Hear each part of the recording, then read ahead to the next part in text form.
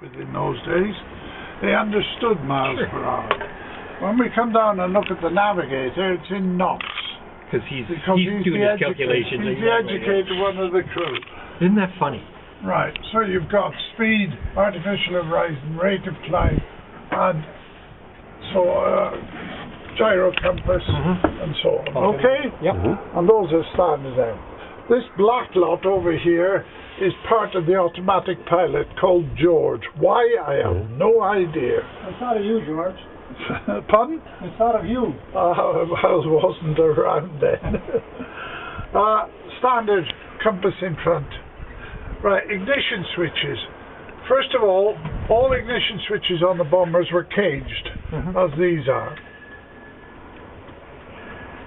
God, that one won't move. Anyway, that's the off position at the moment. Now there's two switches on every engine. There are two magnetos on every engine. It's much more there for a correct rate of burn within the cylinders, but it also supplies a safety factor that one keeps the other. But it was not designed as a safety factor, it was designed for the rate of burn. So you get more power. So when we said we start on number 2, he takes the cage up first of all, you've primed it, you've got ready to go, turn it over, counts the braids going past, he sees 8, and he says, contact, and away the engine would go. Alright, and only will cough away because you've put fuel in and you've got an extra spark at the right time, okay? Now, quick question, double plugs along with the double magnetos? Yes. Okay. And that means with 14 cylinders you have got 28 plugs per engine to change. And if you go on to things like a Centaurus and so on with 18 cylinders, you got 36 to change. And in the case of some of the Stratocruisers after the war, they had not 18 cylinders, but they had 36 cylinders. They had 4 rows, yeah. So, right.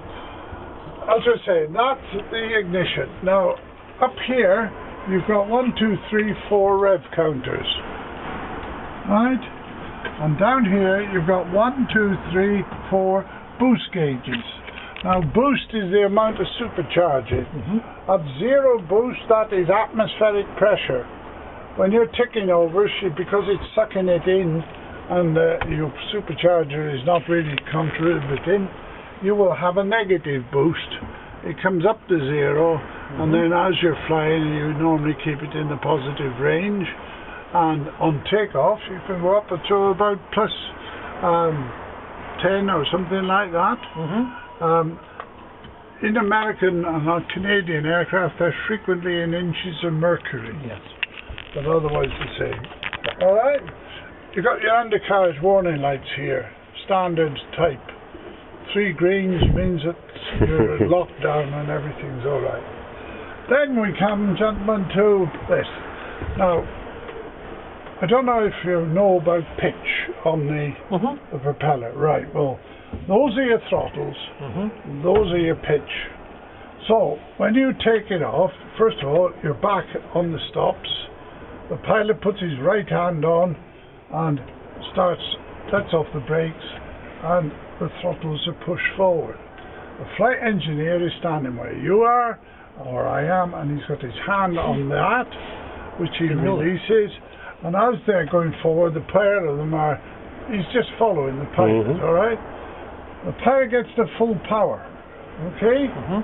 And we're halfway down the runway, we haven't got enough, we've got too much bloody bomb load or something. At that stage, the pilot may shout through the gate, in which case the engineer pushes on that, and it takes away over one more half inch out of it. Oh, so it's physical. It's physical. It just physically keeps the throttles back. Yeah, oh, that's far. But you can only do that for 5 minutes, otherwise you'll burn your engines out. But if you haven't got off in 5 minutes, you're not worried about your engine. The trees Now, are down here you got your pitch.